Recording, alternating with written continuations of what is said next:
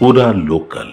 Welcome to Poora local. This is Bharathi. వాల్టి వార్తాపత్రికలోని ప్రధాన వార్తలు చూద్దాం. ముందుగా ఈనాడు చూసుకున్నట్లయితే మహిళల ఉన్నతే తెలంగాణ ప్రగతి, ఆడబిడ్డలకు పుట్టింటి కానుకగా ఇందిరమ్మ చీరలు. సో 2 విడతలుగా తెలంగాణ రాష్ట్ర వ్యాప్తంగా ఉన్న మహిళలకు కాంగ్రెస్ ప్రభుత్వం ఇందిరమ్మ చీరల పేరుతో చీరల పంపిణీ కూడా ప్రారంభం చేసింది.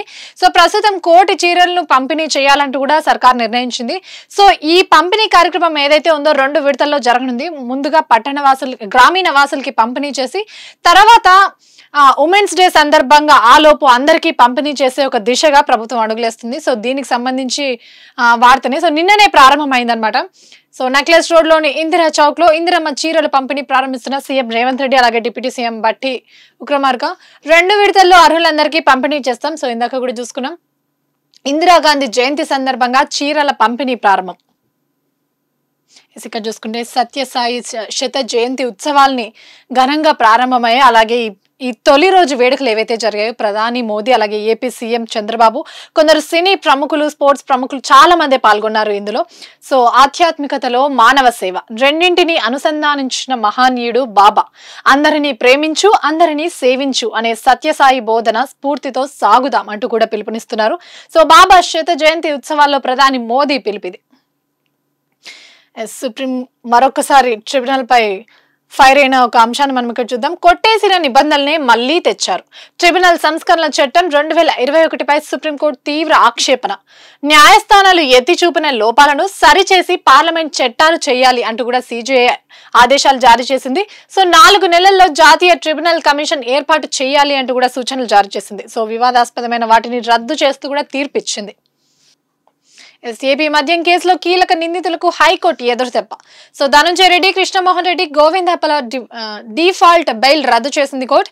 అలాగే 26 లోపు ఏసీబీ కోర్టులో లొంగిపోవాలి అంటూ కూడా ఆదేశాలు జారీ చేసింది.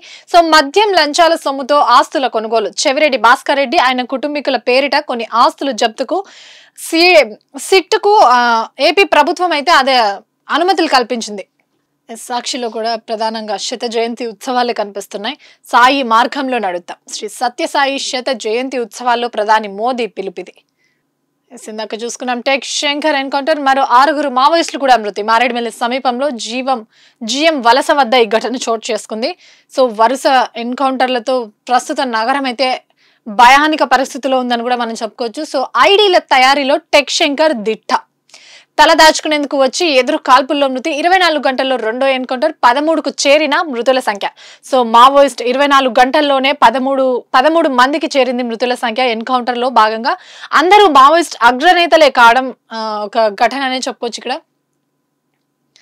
భవిష్యత్తు తరాలకు మేలు చేకూర్చేలా సో రాష్ట్ర 2024 విజన్ రూపకల్పన సమీక్షలో డిప్యూటీ సీఎం బట్టి చేసిన కామెంట్స్ ఇవి. సో రాష్ట్ర ప్రగతిని ప్రపంచానికి చాటి చెప్పడమే మా లక్ష్యం అంటూ కూడా ఆయన ఒక పిలుపునైతే ఇచ్చారు. సో ఇక్కడ చూసుకోవచ్చు. సమావేశంలో మాట్లాడుతున్న డిప్యూటీ సీఎం బట్టి, అలాగే చిత్రంలో మంత్రి సీతక్కని, కోమటిరెడ్డిని కూడా మనం ఇక్కడ చూసుకోవచ్చు. ఓడిన చోటే గెలిచి చూపిద్దాం. సో ఇటీవల జరిగిన జూబ్లీహిల్స్ బైపోల్ ఎలక్షన్స్ ఏవైతే ఉన్నాయో అందులో పరాజయం పాలైన బీఆర్ఎస్ ఇప్పుడు జూబ్లీహిల్స్ జిహెచ్ఎంసీ ఎన్నికలకు సన్నద్ధమవుతుంది అని చెప్పుకోవచ్చు.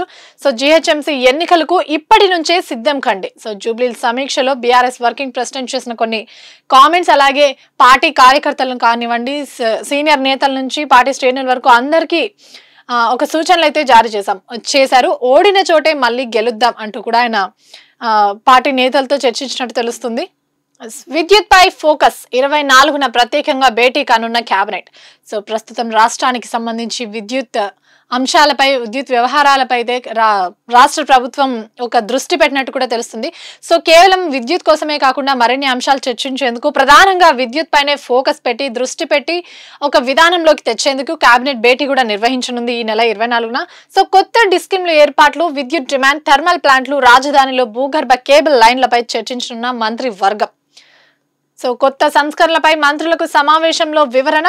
59,671 కోట్ల మేర నష్టాల్లో 2 డిస్కిమ్లు, వాటి పరిమితి పెంచడానికి కొత్త డిస్కిమ్ ఏర్పాటు, గ్రిడ్ రక్షణ కోసం కొత్త థర్మల్ ప్లాంట్లు కూడా నిర్మాణం చేసే ఆలోచనలో ప్రస్తుతం రాష్ట్రం ఉన్నట్టు తెలుస్తుంది. నేటి నుంచి ఓటర్ల జాబితా సవరణ, 23న తుది జాబితా ప్రకటన. సో పంచాయతీ ఎన్నికలకైతే ఇప్పుడే షెడ్యూల్ విడుదలయ్యే అవకాశం ఉంది. సో ఈ నెల 26న షెడ్యూల్ విడుదల అవుతుంది అంటూ కూడా ప్రభుత్వం నుంచి నివేదిక అయితే వచ్చింది. సో షెడ్యూల్ జారీ చేసిన రాష్ట్ర ఎన్నికల కమిషన్ వచ్చే నెల 2వ వారంలో పోలింగ్ ఉండే అవకాశం ఉంది. సో ఈ పోలింగ్ ఏదైతే ఉందో 2 దశల్లో జరగనున్నట్టు తెలుస్తుంది. సో ఎన్నికల పరిశీలకులు ఐఏఎస్ల నియామకం నేడు జిల్లా కలెక్టర్లు పోలీస్ అధికారులతో రాష్ట్ర ఎన్నికల కమిషన్ వీడియో కాన్ఫరెన్స్ కూడా నిర్వహించింది. కేవలం పంచాయతీ ఎన్నికలకు సంబంధించి వారికి చేసే ఆదేశాలు కానివ్వండి, సూచనలు కానివ్వండి. సో ఇప్పుడు అధికారంలో ఉన్న కాంగ్రెస్ పార్టీ ఏదైతే ఉందో నెక్స్ట్ ఎన్నికల పైన కూడా కాన్సన్ట్రేట్ చేయనట్టు కనిపిస్తుంది. సో మొదటి వారంలో జిల్లాల పర్యటన కూడా సీఎం సో అప్పుడే పర్యటన కూడా మొదలు పెట్టినట్టు, దానికి సంబంధించిన షెడ్యూల్ ఏదైతే ఉందో అది కూడా రెడీ అయినట్టు తెలుస్తుంది. సీఎం కి సంబంధించి షెడ్యూల్ పంచాయతీ ఎన్నికల్లో సీఎం పర్యటన కానివ్వండి, రోడ్ షోలు కానివ్వండి, దానికి సంబంధించి షెడ్యూల్ కూడా ఇప్పటికే రెడీ అయింది. సో కోర్టు తీర్పులకు విరుద్ధంగా చట్టాల సో ఇందాక చూసుకున్నాం 2047 నాటికి రాష్ట్ర ఆర్థిక వ్యవస్థ $3 ట్రిలియన్. సో జీడిపికి రాష్ట్రం నుంచి 10% వాటా, తలసరి ఆదాయం రెట్టింపే లక్ష్యం. ప్రస్తుతం తెలంగాణ ప్రభుత్వం దిశ ఏ విధంగా ఉంది అని మనం ఇక్కడ చూసుకోవచ్చు. రాష్ట్రం 3 ప్రాంతాలుగా సుస్థిర అభివృద్ధి. తెలంగాణ రైజింగ్ 2047 డాక్యుమెంట్ ముఖ్య ఉద్దేశం ఇదే. సో వచ్చే నెల 8, 9 తేదీల్లో ఫ్యూచర్ సిటీలో జరిగే గ్లోబల్ సమ్మిట్ లో ఆవిష్కరణ, అలాగే ఏం చేయబోతున్నామో చెప్పేదే తెలంగాణ రైజింగ్ డాక్యుమెంట్ అంటూ కూడా స్పష్టంగా తెలుస్తుంది. గ్లోబల్ సమ్మిట్ నాటికి రూపకల్పన పూర్తి చేయాలి అంటూ కూడా డిప్యూటీ సీఎం బట్టి విక్రమార్క అధికారులను ఆదేశించినట్టు తెలుస్తుంది. ఇందిరమ్మ చీరల పంపిణీ కార్యక్రమం గురించి ఇందాకే చూసుకున్నాం. సో ఆడబిడ్డలకు సర్కార్ సారే. ఇక్కడ చూసుకుంటే మహిళా ఉత్పత్తుల మార్కెటింగ్ కు అమెజాన్ తో తెలంగాణ రాష్ట్ర ప్రభుత్వం ఒప్పందాలకు జరుపుకునే ఒక సంఘటన కనిపిస్తుంది. ఇక్కడ ప్రభుత్వం తరపున సంప్రదింపులు జరుపుతున్నాం. మహిళా సంఘాలతో వీడియో కాన్ఫరెన్స్ లో సీఎం రేవంత్ రెడ్డి వెల్లడించిన వ్యాఖ్యలు.